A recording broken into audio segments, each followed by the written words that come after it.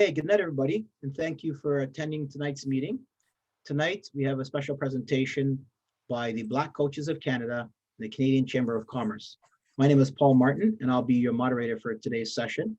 Today, we're presenting the topic of Black Data Matters. Tonight's conversation will be about data information, data collection, and the implications for our community. The implications around the data will touch various aspects, whether it be healthcare, education, sport, recreation. This is an issue that we are facing as a community around how data is being collected and specifically how it affects our community and what we can do about it and what we can think and look at the ideologies around the collection of data so that we can be well informed when we make decisions. So tonight I have two really great guests with me, and those guests are first and foremost Dr. Tope Adefarakan and Dr. Elena Simpkins. I'm your moderator for today's session. My name is Paul Martin, and the presentation being brought to you, as I mentioned previously, by the Canadian Black Chamber of Commerce and the Black Coaches Canada in partnership.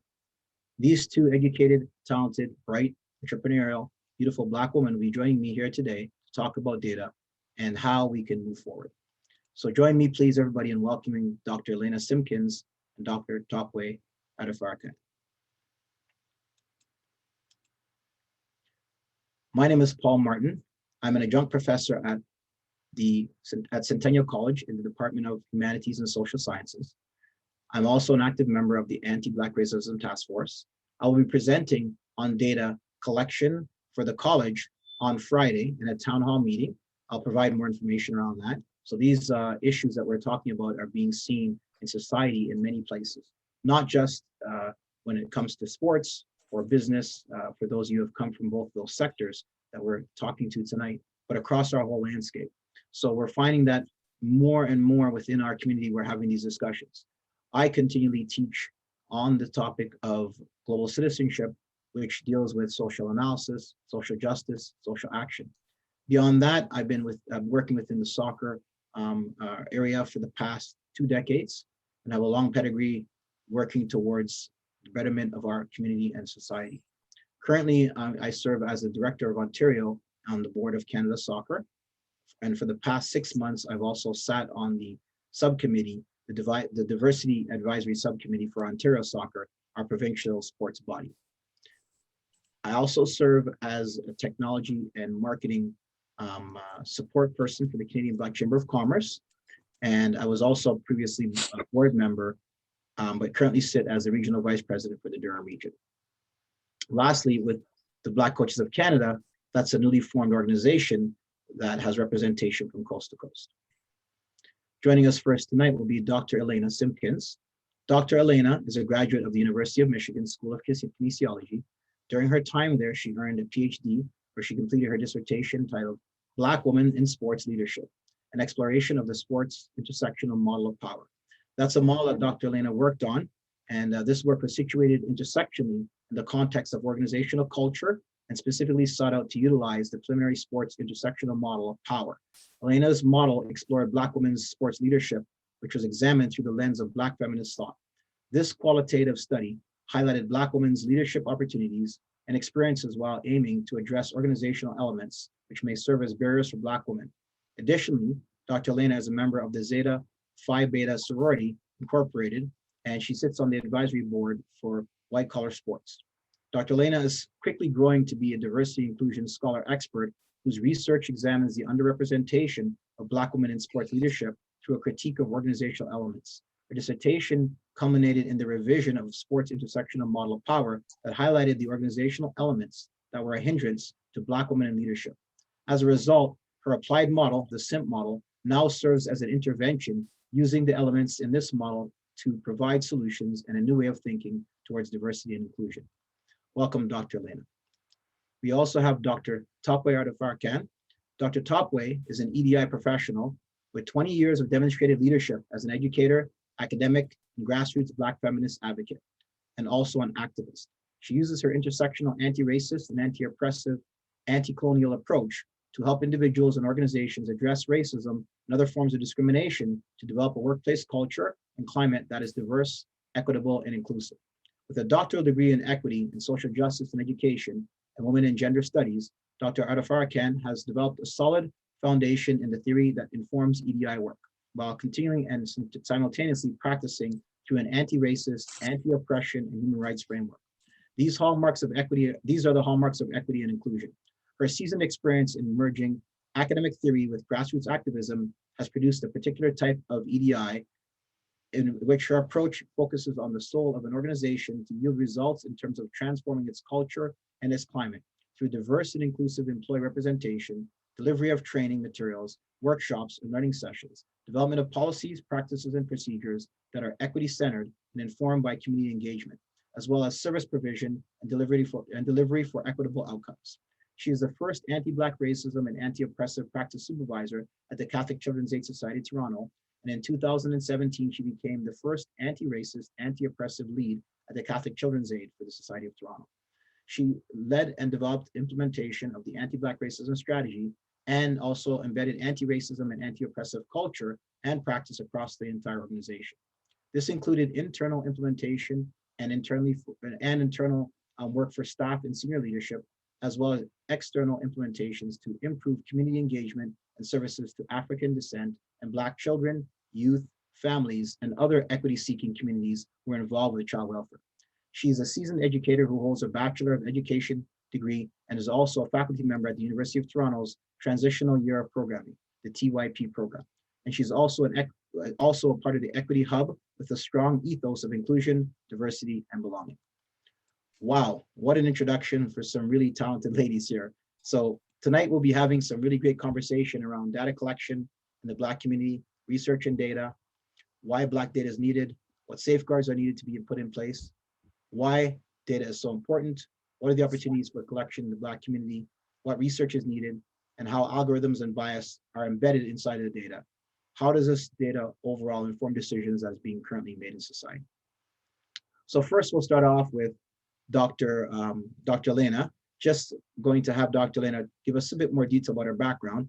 Tell us how you got started, Dr. Elena, in terms of this kind of work, this diversity work and research and the data findings that you found from your work. What kind of guided you to get started within this area of expertise? So I've always been, again, thank you first. Thank you for having me and the introduction.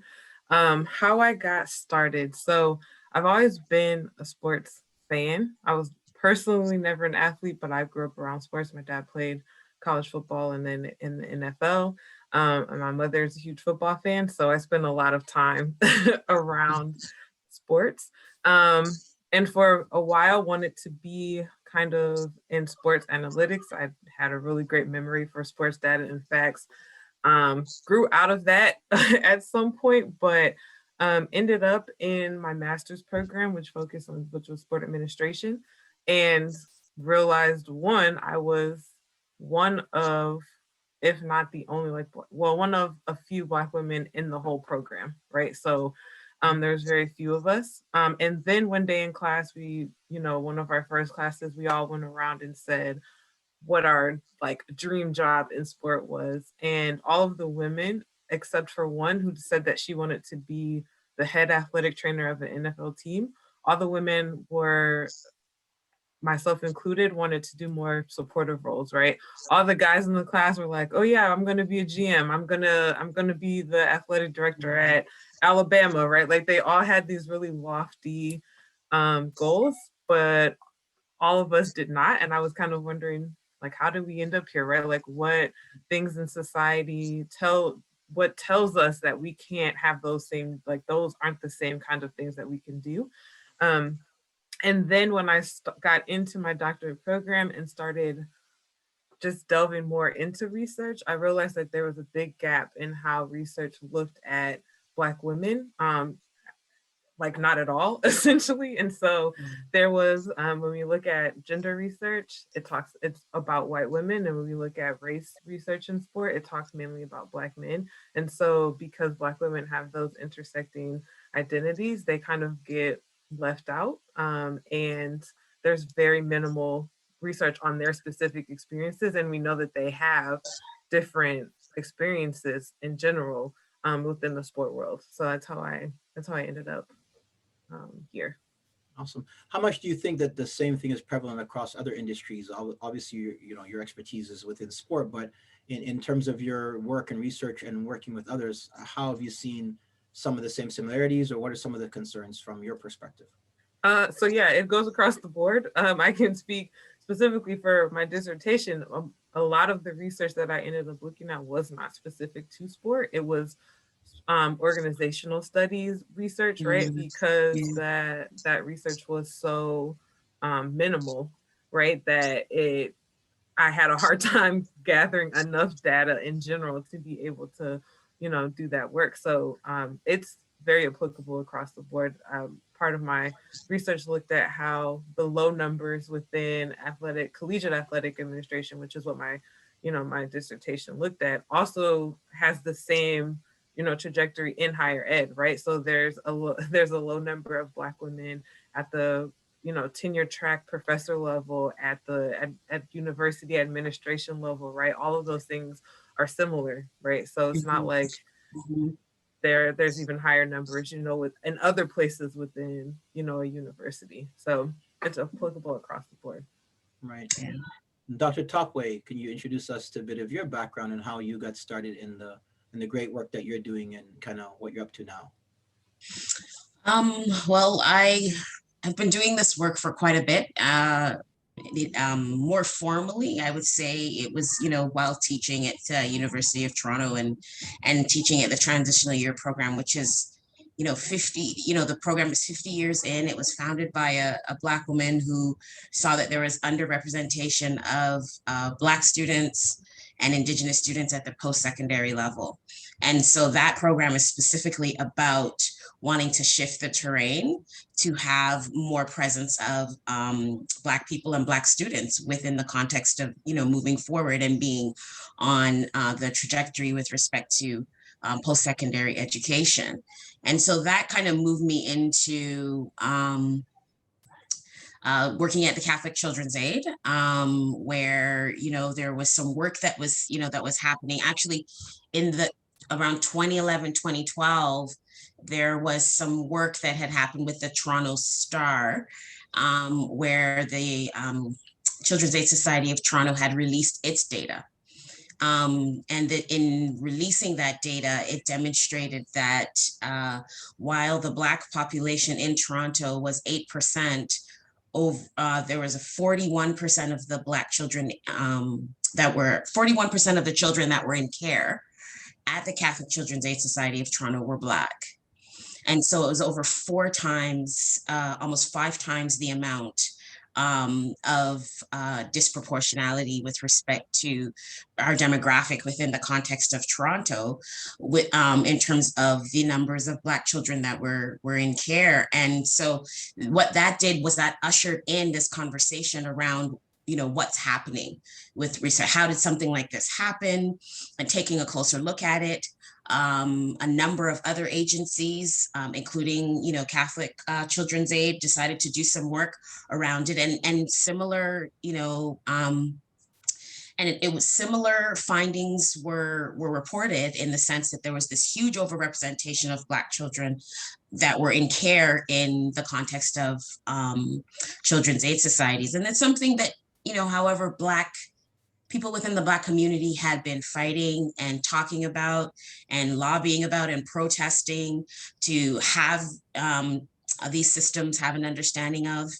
And it hadn't really been met with, an engagement to shift it, until it, came into the public eye around 2011, 2012. And so then that ushered in the project, One Vision, One Voice, which was, moved forward in terms of focusing a community-led project, focusing on using an anti-Black racism lens to improve services that were being provided to Black children, Black youth, and Black families through this lens, by centering anti-Black racism. And so what that did, and it was a provincial project, and a framework came out of it in 2015. and a practice framework that is now still being, the attempt is still trying to implement it across the sector, because it's not only Children's Aid Society of Toronto that has this issue, it's across the sector, and we can even say it's in across the board in other sectors as well, in terms of the disproportionality and the disparities as well, with respect to how, when families are engaged, when children are involved with child welfare, how they're treated, right? So we're more likely to be investigated. Black children are more likely to actually remain in care for longer periods of time. They're less likely to experience family reunification, and more likely to age out of the system, right? So what does that do with respect to Black families and being able to stay together? And so when, Catholic Children's Aid realized that, their numbers weren't very different, they realized that there was something that needed to be done. And there was an initiative that was put in place.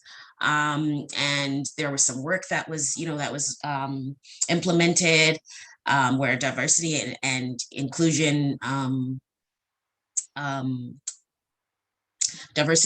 expert was brought in and did some work, and then I was hired as a result of that to focus on taking a look at how to improve services. And so that's how that was ushered in, and I'm no longer there. I haven't been there for just a few weeks now, but it's work that is going to be lifelong. It's not going to end because of the insidiousness of anti-Black racism. It's something that is going to require steadfast, sustained effort to turn the tide, right? And to change and to make that shift. It's happening, but it's happening very slowly. And I would say that, it's the kind of time it's taking is the time that families don't have, Black children and families don't have. So would you say that, more data, more research, more numbers are needed in both your situations, and why? Why do we need to do this sort of research?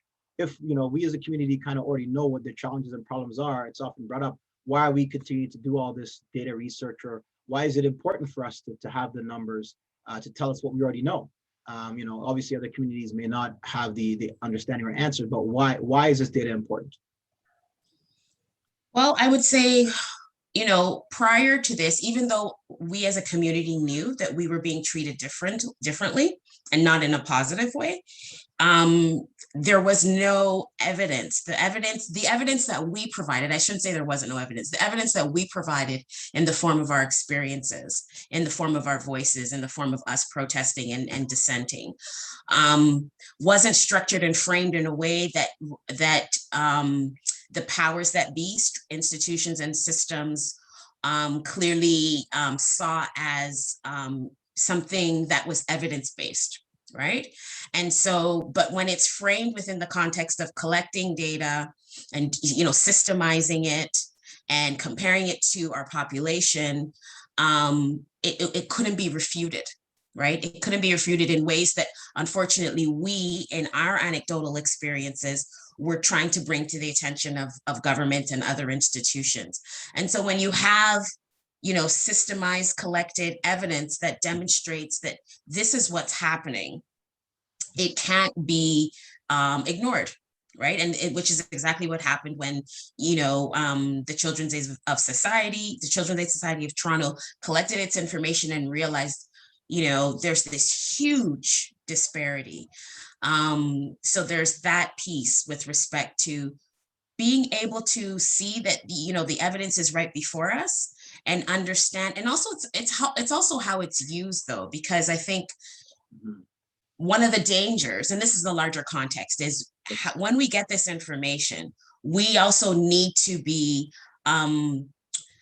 talking about it within a context that is critical, that is anti-oppressive and anti-racist, because what happens is sometimes people use this information and say, you see, though we have this, these disparities because Black people don't know how to take care of their children, right? As opposed to looking at systemic anti-Black racism and seeing how, that is what has informed these inequities, right? These particular ways of seeing us, of treating us, and the whole history of systemic anti-Black racism, which is rooted in, slavery and rooted in colonialism, also needs to be married with the data so that the data doesn't reproduce, people don't use it actually against us. Mm. Yeah. Dr. Elena, what are your thoughts on some of the collection and the data research that you've done in terms of the need for it, and what has it been telling you in terms of a way forward for looking at that data and using that data and a means to be able to make change? Yes. So I want to say everything Dr. Tope said is 100% correct, right? But also I think we need to expand how we think about data, because I think a lot of the times historically, right, data was, this idea of data and research was systemically built by white men, right? And so there's a very heavy like crutch of like quantifying information and using numbers and saying that if you don't have a mass amount of people that say or feel a certain way, right, then it can't be accurate, it can't be happening, it can't be true. And so I think we need to, within the context of doing all of that, right, expand what we think about as data. I very much think that qualitative, those voices and highlighting those things are just equally as important, right? That is also evidence, that is also data. And so we need to help to start reinforcing that as well within the context of data, right? I think when we hear the word data, we think of percentages and statistics and numbers, and not narratives. And that is equally important. And so I think taking those narratives and then again thinking about it in a critical and anti-racist and anti-colonial context, right, can then help further push the understanding. Particularly, I can talk specifically about my research, Black women, with right within the context of organizational leadership in sport, right? Because we have a lot of framings that we use, and specifically in sport leadership research, about femininity, right? But the concept and the ideas of a lot of that data that we use is based on white femininity, right? Docile and meek and all of these things are not stereotypes of femininity that are applied to Black women, if femininity is applied to Black women at all, right? And so we need to think about how we're thinking about those things. So of course we need additional research on the experiences that Black women have, because the things that they are how they are seen and the things that they are experiencing are completely different, right, than what a lot of our current data is telling us women experience within the sport context. So it's very important that we think about how different kinds of stereotypes and how different kinds of things are Black people and Black women are impacted by those things. And then once we now have this foundation and understanding that they have qualitatively different experiences, then how are they dealing with those experiences? How are they mediating those experiences? How are they intervening with those experiences, right? And so that we can now help to push that narrative along, right? That we're not getting stuck in there's a different experience, like circle, essentially.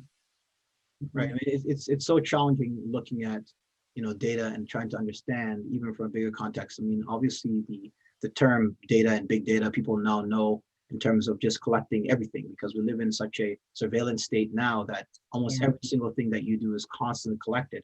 So I think people kind of turn off and shut off when they hear the term data, but it's important to know, what you're giving up and why you're giving it up, right? And understanding it from a historical context, why it's so important. Historically, given that our histories and cultures are so tied into colonialism and so tied into the history of that racism and slavery, we have to understand why data collection and why data was first started. It was started to be able to document, what was happening around the slave trade, and whether it tracked people or resources or food or whatever have you. It was meticulously calculated and meticulously recorded.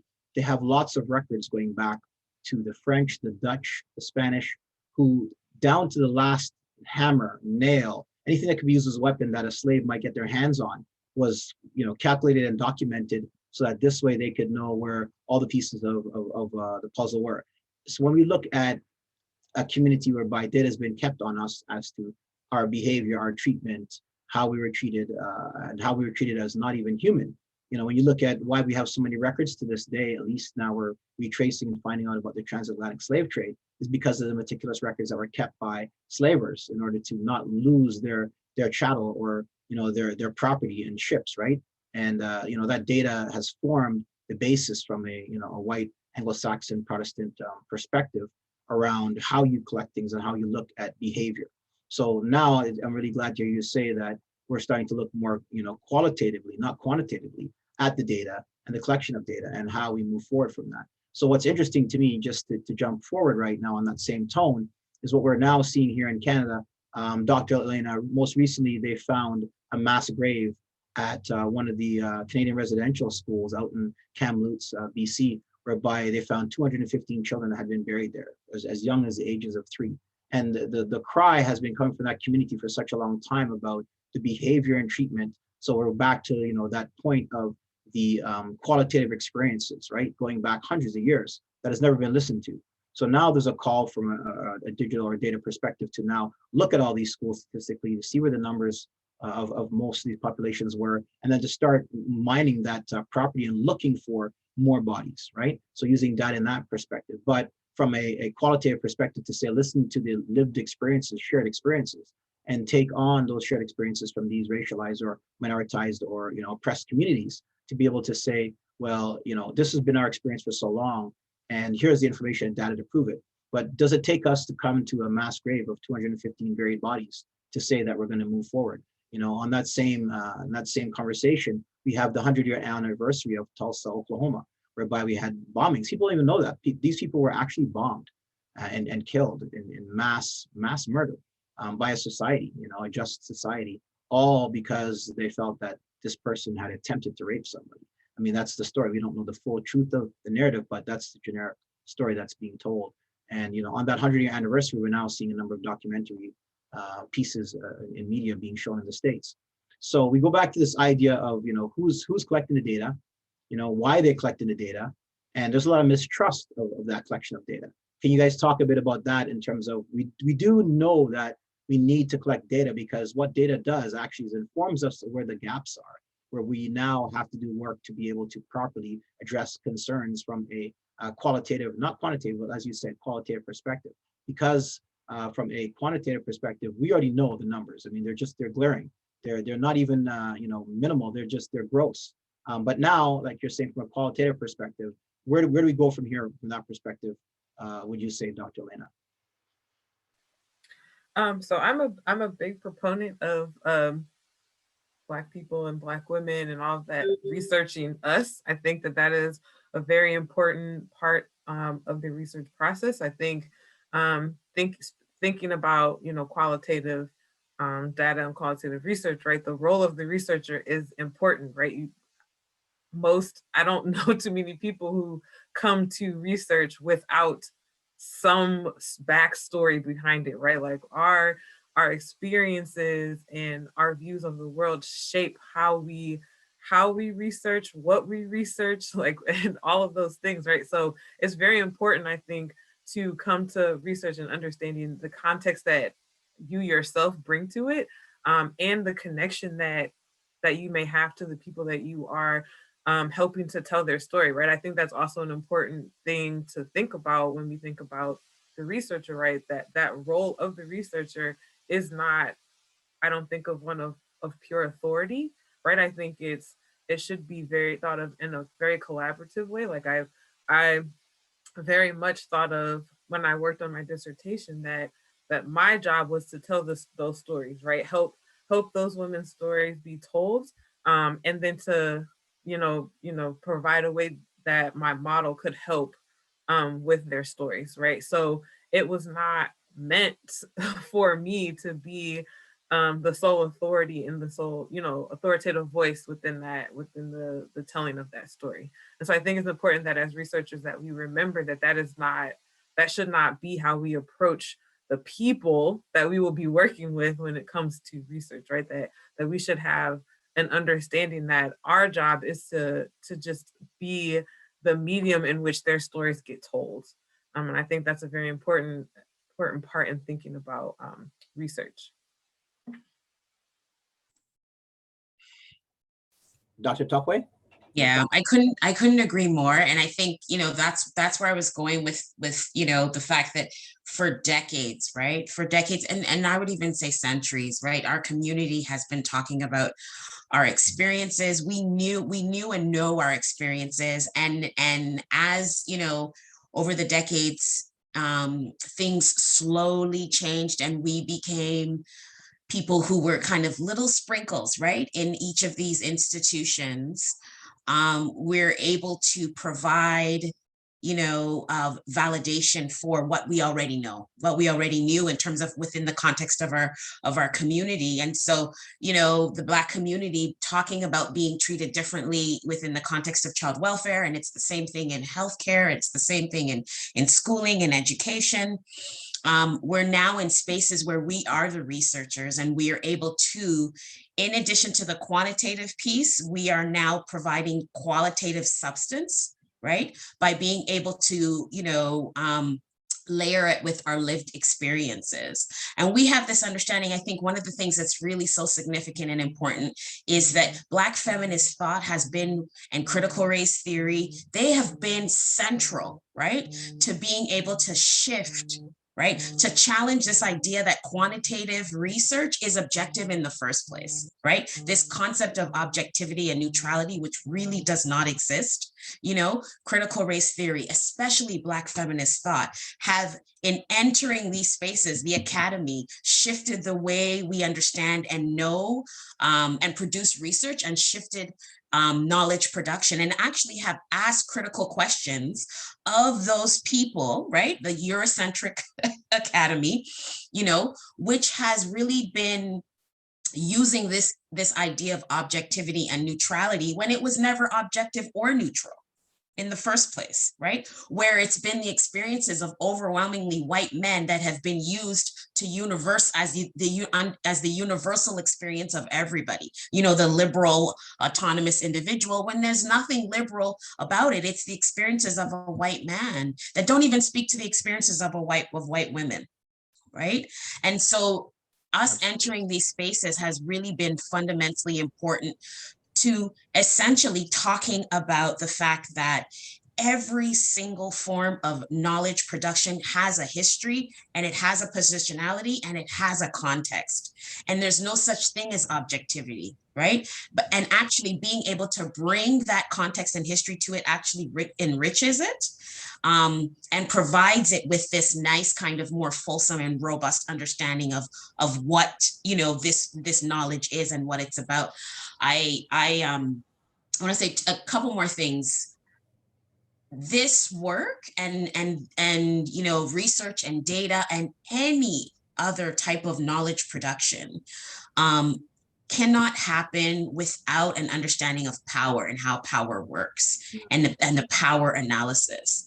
And so the fact that we're now in these spaces and we're occupying these spaces, we're doing it deliberately, we're doing it because we know that our identities, right, have been seen and talked about in these really racist, really sexist, patriarchal ways, and we're shifting the terrain. And I think that's fundamentally important. I think an example of that, I don't know if either of you have seen the documentary Coded Bias. That is on, okay, it's on Netflix. So I watched it last week actually, and it's phenomenal, right? Where Joy, and I hope I'm saying her name properly, Bolamwini, who has done this extensive work around the bias that's encoded in algorithms, right? And encoded in the data that informs these algorithms are from the get-go.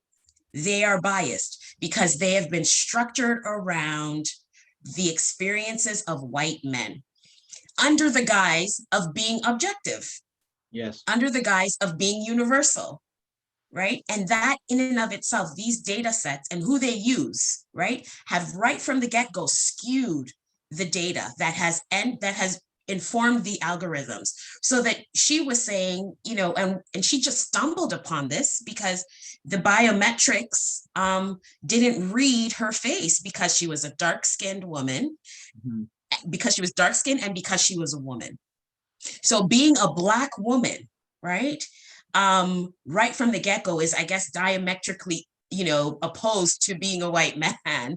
And that allowed her to realize, wait, there's something more that's happening, that's playing itself out here, and realize that, that literally how algorithms are built, like the bias is coded, literally built into it, and it's a reflection of our larger social world.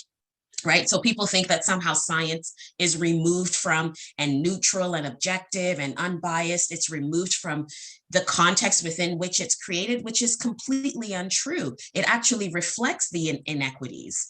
And so it brought this to the fore. And I think that it's the same thing with data. It's so fundamentally important that we have it, that we collect it, but how we conceptualize it is important. Who has the power to construct it and to produce it, and who owns it, who owns the data, is so fundamentally important. And I think these are some of the things why we don't trust, our community does not trust, when people come forward and say, we're collecting this data and information, we know what that history has been like and felt like for us. And so the power piece is so fundamentally important. It's interesting you said, because there's also the situation of Dr. Timnit, I hope I'm pronouncing your name properly, Dr. Timnit Gebru, who was the senior leader of Google's ethical artificial intelligence team. And when she raised the alarm on the ethics and the algorithms being raised, she was fired. But when they said it was for an email she sent, and we're not going to get into the semantics of what happens, but often whenever we as people, Black people, people of marginalized communities are put into positions of power, and then we question the power structure in of itself, they don't like that. The first thing that happens is you're removed. You're not put into a position, to make it better. Often we go in there, eyes wide open, but I think sometimes a little bit foolish, thinking that we're out to make some great change, and we want to see things happen, and we speak up and we open up ourselves and open up that work to the change and to the diversity we want to see. But often that's at times at our own personal peril, right? Sometimes I believe a lot of times they're looking for somebody to be a yes person, to say, okay, yeah, I agree with that. It's almost like cementing and certifying what already exists. But something as simple as when you think of how algorithms work and how data works, like I'm fortunate that I've been involved in internet technologies from the very beginning. I always tell the story that, I got onto the internet through AOL America when there was no internet in Canada. I would have to dial up to Buffalo on my 1200 baud modem where, you used to have, you hear that sound, you have to wait your 30 seconds before you connect. Not the immediacy nowadays. I mean, the internet goes down in my whole house. My wife, my daughters are screaming, Dad, the internet's down. What's going on? And you got to come and figure out what's going on. You have to wait for a couple of minutes before you actually even had your connection. And I used to connect to a board called the Community of Color.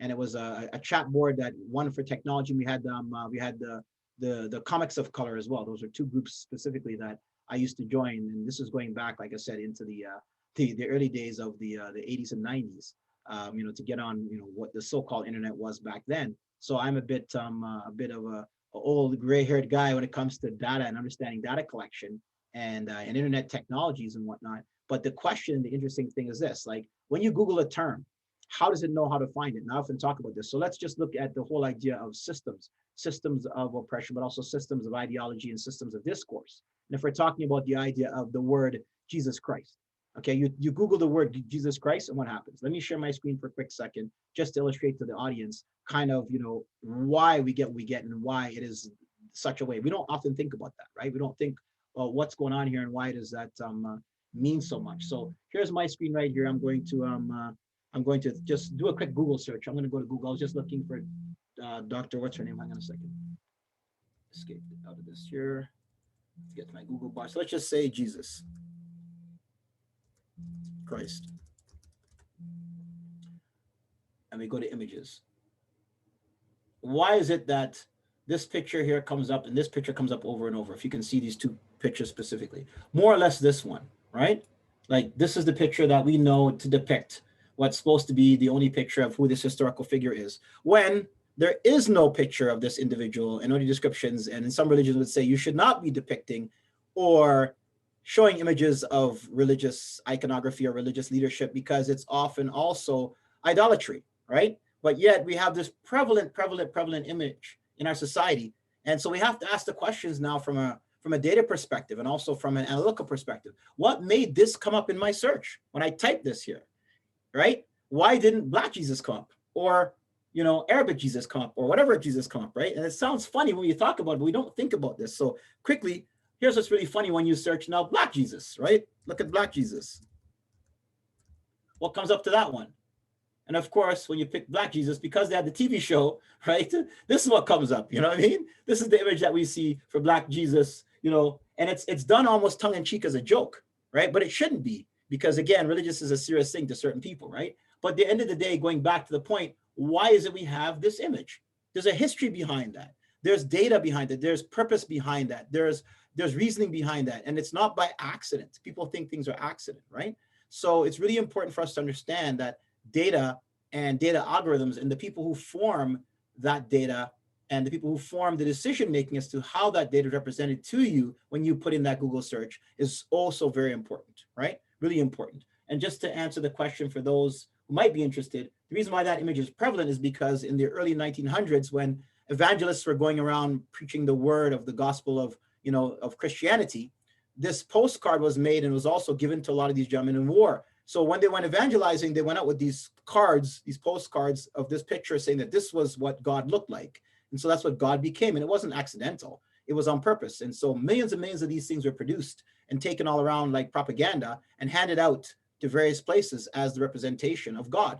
And that's why that image has become the prevalent image, and why it looks that way. Specifically, it was by an artist rendition who was paid to create this for a church that wanted to disseminate cards and have their image of the Lord remade in their own image. We all as cultures make our deities in our own images, right? But it's interesting that this has become the dominant discourse for the whole world, right? So there's information behind that for us to understand that it's much more important to look at not just how the image is there, but why it got there. So it takes us to this next question here. Why is data so important for us as a Black community? Why do we have to make sure, we talked a bit about it, that we're safeguarding it, but why is it also important that we continue to collect data, that we continue to make sure that we are the progenitors and we are involved in the process? What are your thoughts on that, Dr. Elena?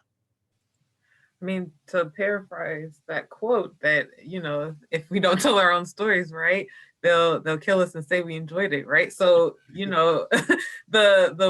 it's important as Black people that we have the power to voice and tell our own stories the way they need to be told. I think, when we think about stories and narratives, there's always nuance, right? There is no there is no one way or right or wrong, right? When we think about life and we think about narratives. And so I think it's important that as Black people who have a much firmer and better understanding of those nuances are the ones who are able to tell those stories, right? To help explain what that data means. Because I mean, when you think about it, if we just hear, a story about someone, there's usually something else behind it, right, that we don't understand. Like when I did my interviews for my dissertation, there's a lot of times in which the women that I spoke to didn't have to finish their sentences because I automatically knew what that experience was that they were talking about, right? There was a time when I was, talking to someone and she was talking about how someone didn't believe that she was the associate athletic director, right? That she was not who she was because she forgot her badge. And she was like, I didn't have to go and do the thing.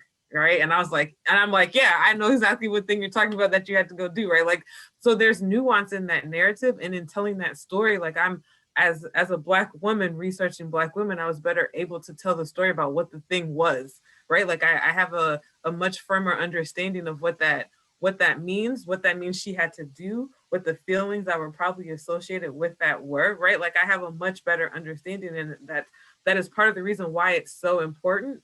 And I think in line with Black feminists, but right, we're able to humanize. I think a lot of the times Black people aren't often humanized in research, right? We're not seen as people within research, and I think it's important, right? And that's an important framework and tenet of Black feminist thought. If we're thinking about that, is that it's a humanizing approach to research, that we are approaching Black people and Black women as people, right? And we're better able to do that because we have that understanding in that own framework, right? And so I think that's part of it. And Dr. Tope, so would you say that there's more opportunities for collection of Black data nowadays? We're seeing a lot more happening. What are your thoughts around some of the research pieces we're seeing coming out and some of the conversations we're having and seeing in the wake of George Floyd? What are your thoughts around where we're seeing data collection is now being used and talked about so much in the community? Well, I think it's important, and I think it's a good thing that we are, having these conversations and that we are insisting that we be involved in the process. But I think we need to push it further. I think we need to be the ones that have control over these processes. I think we are the ones that need to be the ones that are centered and central to how it is produced. And it's that power piece once again.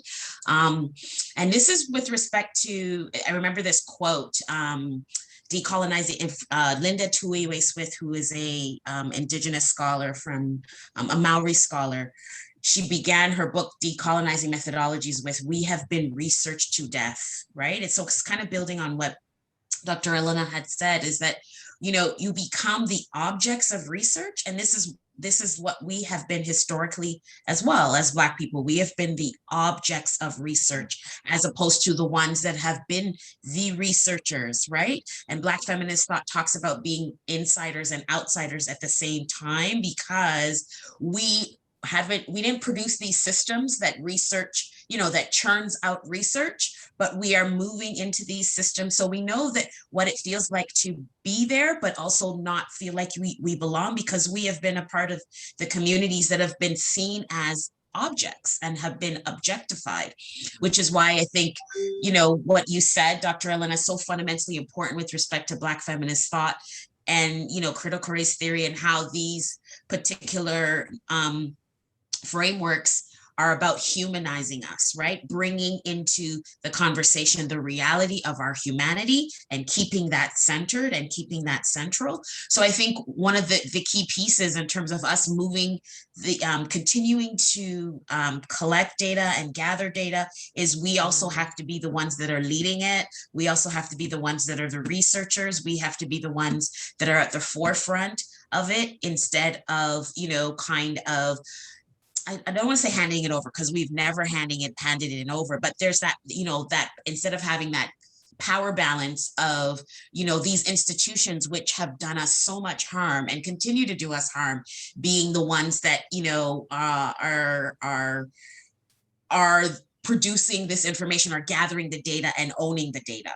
I think that's extremely dangerous, right? Because they don't have our well-being and interest at the foremost of their minds, especially when we think about what, how data is monetized and how data is about capital global industry, right? And how corporations are literally, it's $1 billion industry. They're not thinking about Black people's well-being. They really aren't. And so how can we make it more ethical? And I think the best way to do that is for us to be at the center of it and to push these institutions and systems, right? We have to have accountability measures that are put in place.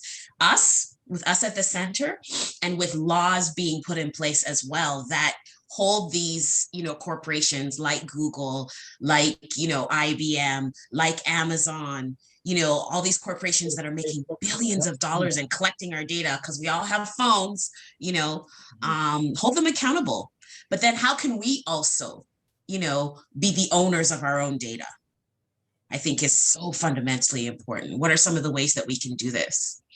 It's interesting you said, because that's part of the conversation from small business to big business. At the Black Chamber, we have conducted, in partnership with the BDC, the Business Development Bank of Canada, a study on building Black businesses in Canada, which was research that was done. It was a small sample group as an example. Much more work needs to be done in this area, but it painted a picture, once again, of what we kind of already knew, but it also gave us some nuances and some direction as to where to go in terms of how we go forward. So much more data collection is still needed. But why is Black data looked at as gold nowadays? Why is it so important? Why is it companies want Black data, such as a Google or a Microsoft or a Facebook? I mean, from my perspective, and then we'll hear you guys' perspective. Sorry, your ladies. Here I go again with my language. I'm learning to change my language again. But you know, we know that historically that data has been seen as gold because they haven't really collected that data before in our communities in the way that we know in terms of consumerism, consumer behaviors, in terms of, because the mass and the system has been targeted largely to the dominant, hegemonic discourse of what's the norm, the normative society, right? Which is that upper middle class, white, Anglo-Saxon, Protestant, European, which is what the norm is based on, right? But now, as they realize the buying power, the power overall as a community in terms of dollars and cents, companies are now paying attention. So what do we do, or how do we now make sure that we're also, like you said, the progenitors and collecting that data? And why is it so important? At the end of the day, we have found out that through some leaks of information with Facebook, that these companies were using that data to run certain types of campaigns for political campaigns, for targeting peoples of sale, for selling the information. So it's big business and we don't realize it. But how do we now, take part in that, and how do we safeguard it? Because we know that it is gold, right? So what are your thoughts around that, Dr. Elena? And then we'll hear from you as well, Dr. Tope. I would say probably one of the first places to start is educating people, right, around the fact that that is how to use the term big data, right, that is how it is used, right, that I think there's still a lot of misunderstanding about what happens, right, when you sign in with Google, when you sign in with, like when you use those things, like what does that mean when they say like you have to check off and agree to like, the policies or whatever, like people don't read that. They just, you just agree, right? But in those things, it tells you that we have the right to sell X, Y, and Z data. Like we have the ability to give this kind of information over to certain people, right? And so there needs to be, and of course it's not widely known information because those companies don't want people to know about it, right? I know it's not one of those situations where the data, that information is accessible, but I think it needs to be. We need to figure out ways to make that kind of information better accessible to people, especially Black people, so that they know that that is what that information is being used for, and how then we are being used within that process. And I think that helps to provide us with more ownership of what we share or don't share and how we share, and allow people to get into the space of having the power to better have ownership over those things. I think it's important that people understand that, because there's, I think for a lot of people, a little even younger than me, right? They grew up with that, like with Facebook, with cell phones, with computers, with all of these things already available. So, there was no learning curve for them, right? Like I'm hesitant to give my information because I know at some point I didn't have to give that information to move about the world. But there are some people who don't know that you did not have to do that in order to do things, right? And so for them, there's a gap in understanding what happens with that information, with that data, right? And so I think for people to be better able to make decisions on that, they need to know what it means, what it says. I think a lot of the time, especially in academia, we use words that we know what they mean that other people don't know. Yeah. And so we provide, right, we gatekeep a lot of that information because we're just talking around terms that only we understand what they mean. And I think it's important that we, take a step back and remember that there needs to be a more elementary level of education on certain things, because we live in a world in which these things are known, and there's a lot of people who don't live in that space, right? And so they're coming at it with very minimal background information and understanding, and so we have to help fill in those gaps. Dr. Tope? Yeah, I think that's a big question, Paul. I think we need to have another conversation about this because there's so much going on in my mind that I'm wondering where do I go first? And and so let me just say this. I think that without a doubt, education and awareness is so fundamentally important. And I'm thinking about somebody like my son, who is 11 years old, going on 12, and this is his reality. This is his norm. right? Cell phones, computers, like all these things, this is the norm. We were just watching the Cosby Show yesterday, and Theo had a Walkman, right? And there was a, like a Walkman has a cord and it has a headphone. And I said, that's what we used to listen to music. And he looked at me like, it was just ludicrous. What are you talking about? It was the cave people days, right? And I thought, just the acceleration of technology is so, within the span of, 3 decades, it's just shifted so much. And yet he's not getting this type of critical education about how to use a phone, right? In the schooling system, he's not getting that. How to use, what happens when he Googles something? What happens when he goes on TikTok? All these different platforms that kids have, Snapchat, they don't get critical information about it so that it becomes a part of how they are consumers and users. And I think that is so, so the onus that is on us as parents to provide that critical information and what it means to be a Black user, a consumer, somebody that's engaged in this process with a phone and entering all kinds of informations and giving over your data is something the onus is put on us as parents to do it. And so I think there's a huge piece around education and awareness across the board. And, another example, I think that was I was thinking about what you said, Dr. Elena, with respect to Facebook, and how in that documentary, and I think, we should have, like I said, we should have another conversation, but in that documentary, Coded Bias, they, one of the scholars, one of the people that they interviewed talked about, what happened in the political process, but how what's so dangerous is it's not a type of authoritarianism that is really quick, right? And blunt. It's very slow, and it happens almost with our consent.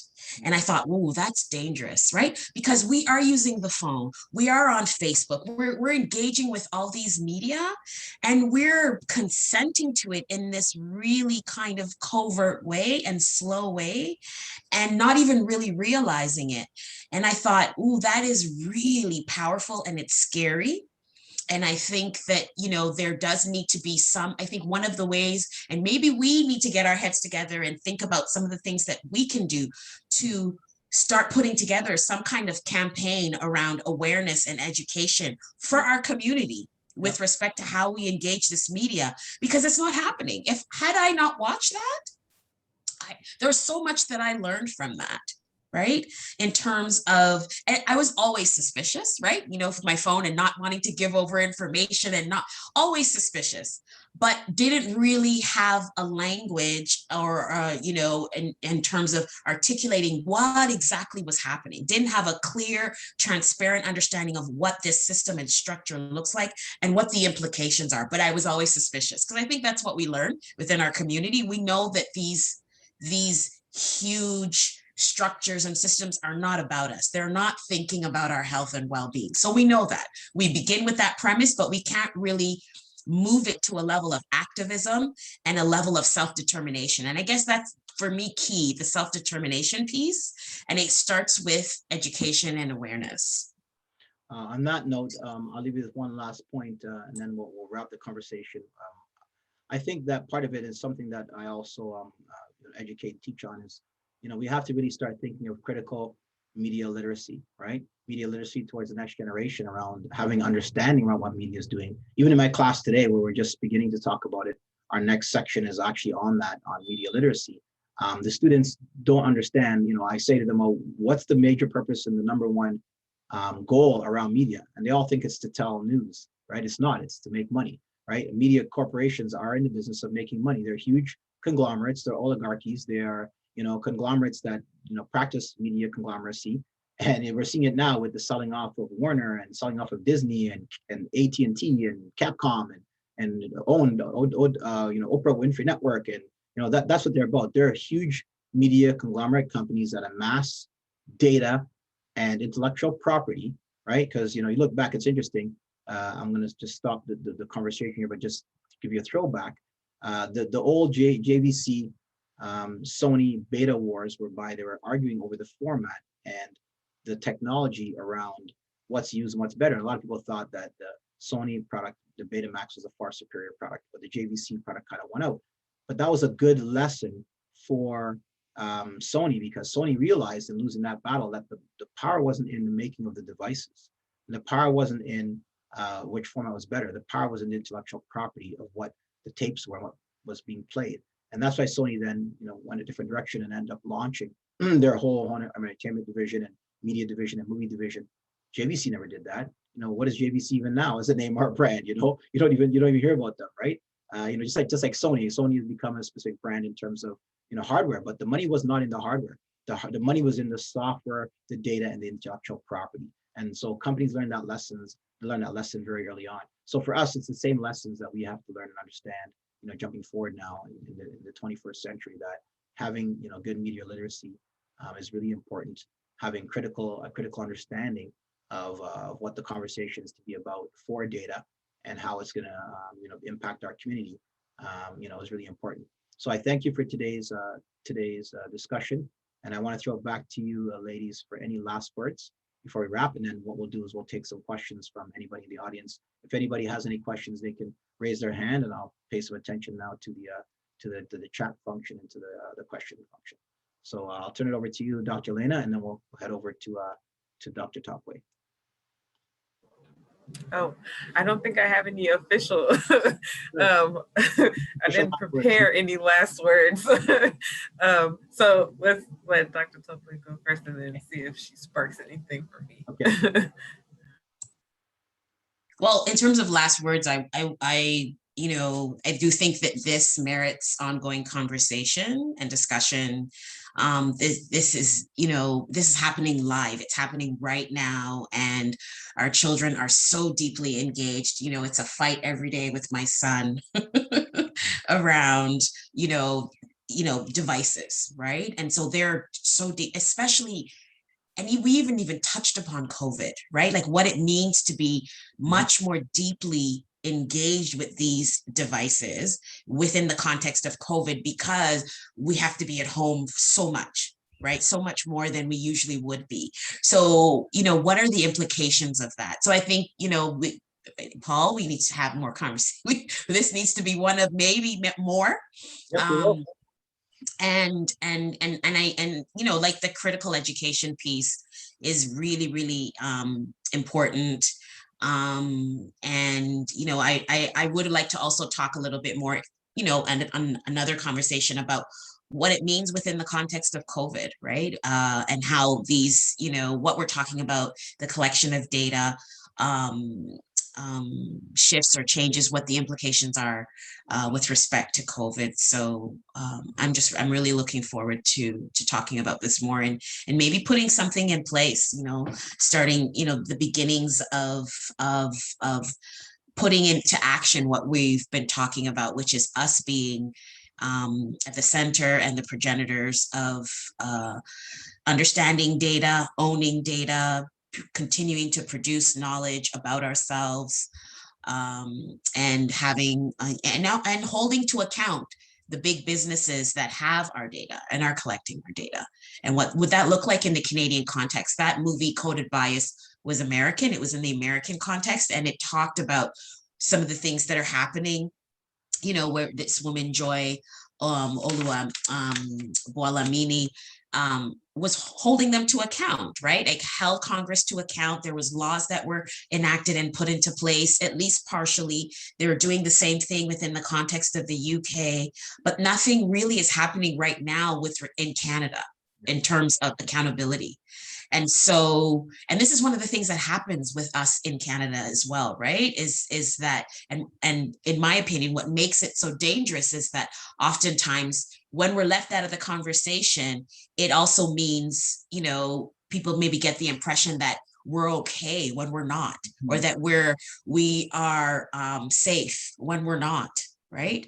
Because we don't have this, the amount of social and political economic power. We have a lot, but it's not the same in comparison to, the UK or especially the United States, because that's where most of the industries are, right?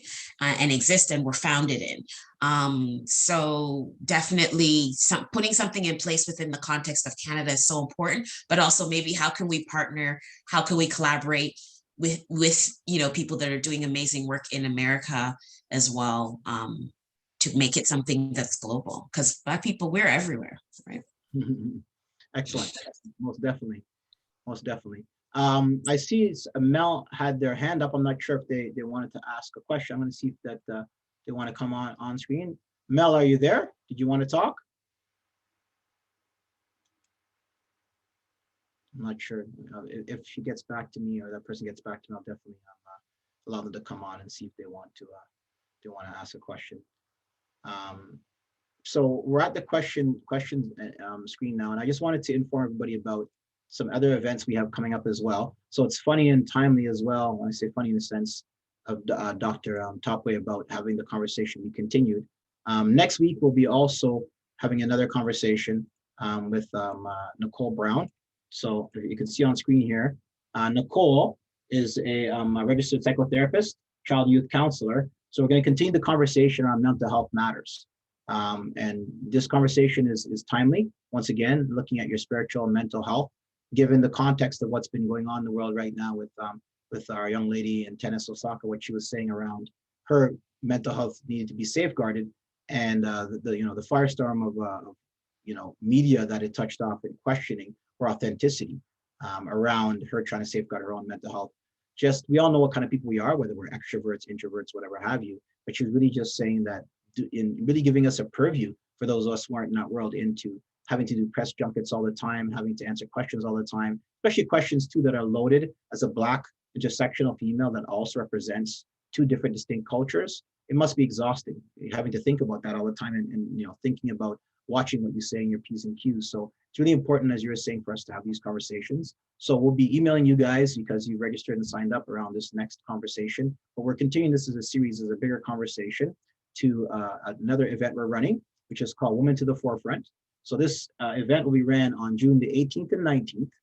And it's going to be a Juneteenth celebration, which is the American holiday or celebration around emancipation. The Canadian one is a bit different. Our emancipation is on August the 1st, which is what everybody knows here in Toronto or in Canada as Carabana Day, but it's not that. The history of that is the West Indian and or Caribbean community gave Canada a gift of music and culture on Canada's birthday, but also that year it was on our emancipation of Black people in Canada, but not only Canada, worldwide, because we have Emancipation Day in Jamaica and Trinidad and many places that were former colonies of these colonizers, right? So we're going to be having this conversation with many, many speakers. We're going to continue the conversation top way. We'll bring you back for much more conversation as well around this. This is going to be our event that kicks off the Canadian Black Chamber, the Canadian Black Coaches of Canada. I will switch my background just to, I've been representing both of these. So right now I was representing the Black Chamber. Now I'm going to represent the Black Coaches. So the Black Coaches of Canada will be putting this event on with a number of partners and other individuals. And we're going to have some amazing conversation with Black females intersectionally. That will be coming out. Tickets will go on sale this Friday, the next 2 weeks. And we have over 25 different speakers confirmed.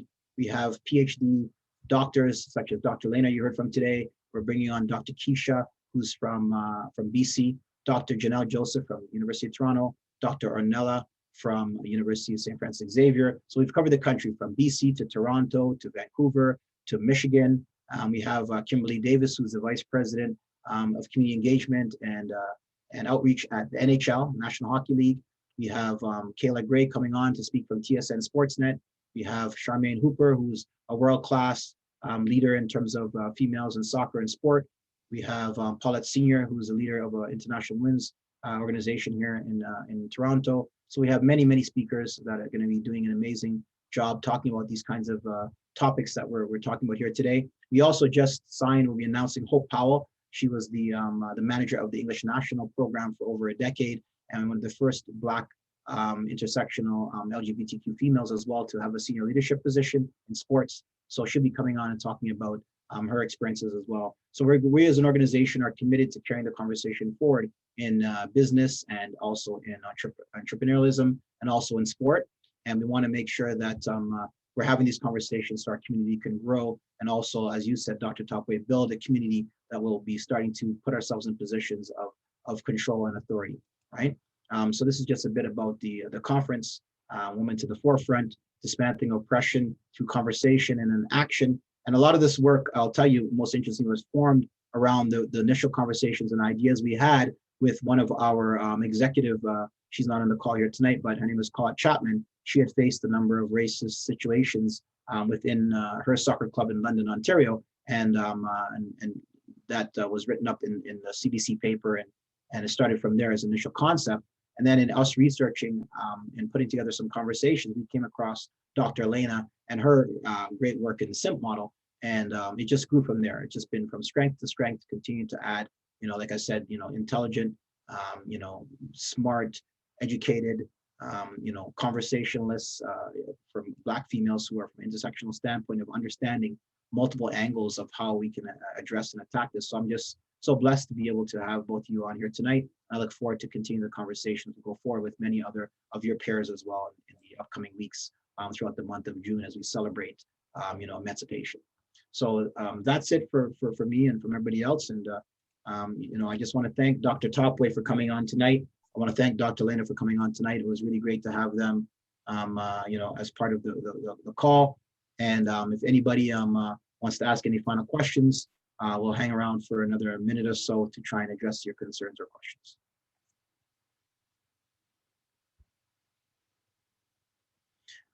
So we have somebody wanting to ask a question. Go ahead. Dr. Tope? Sorry, I didn't get that. I wasn't sure if you were asking a question, sorry. No, I wasn't. I wanted to just kind of, put a heart symbol or a celebration symbol. I really like the lineup of speakers for the event for the 18th and the 19th, and I will definitely be there. Please forward the registration information. I will be attending and supporting. I'm really looking forward to it. Excellent. And we have a question here from Bernadette. Bernadette is a member representative of the Canadian Black Chamber of Commerce out in Nova Scotia. She's asking for representation from out east. And yes, we have Dr. Elena from St. Francis Xavier out in Nova Scotia. She'll be presenting and talking. She's our keynote opening speaker, where she'll be talking about the historical and also significance of colonialism in sports and how it's informed how we are as a society today. So we've definitely covered that in terms of having her come on. But definitely, it's a great lineup, and you'll be hearing more in the upcoming days. We'll be emailing everybody, and we'll be making a lot more noise on social media. This was just our initial introduction. We look forward to continuing to have you all join us in these conversations. And I love what you were saying, Dr. Tope, that we just, it's good to see that people want to have the conversation. That's where it starts. If people aren't really engaged and not coming to these conversations and not engaging themselves, then we say, why are we doing it for, right? But at the end of the day, if people are engaged and they want to participate and they want to hear more about these topics, and we can bring in the experts, which we, like you said, we now have in our community. We don't need to go outside to other communities to find, to find that expertise and the quality and also the lived stories, right? So that's where we're at now, whereby we have enough, and we have enough experts who also can inform how we make decisions in these areas, whether it be both of these organizations, whether it be in sport, or whether it be in society, or whether it be in business. So we have those backgrounds that we can definitely lend our voices and direction to the next generation, right? Yeah, definitely, without a doubt. There are so many that I think are, with the advent of COVID and the discussion around collection of data, race-based data in Canada, right, in Ontario, and people, wanting to, people from our community saying it's so fundamentally important to collect the data so we can measure what is happening, and we can have a sense of our realities and our experiences. There's so many in our community that can speak to this, and also talk about, the implications moving forward. So without a doubt. 100%.